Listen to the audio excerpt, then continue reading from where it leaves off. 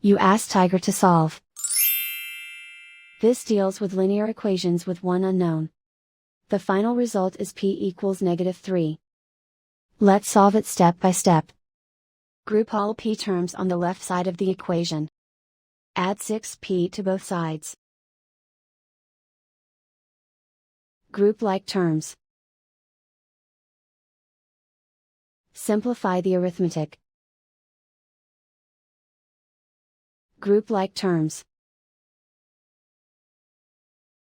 Simplify the arithmetic.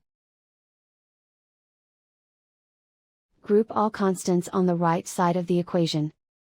Subtract 13 from both sides.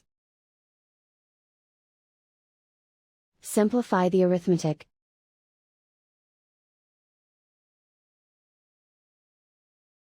Isolate the p. Divide both sides by 4. Simplify the fraction. Find the greatest common factor of the numerator and denominator. Factor out and cancel the greatest common factor.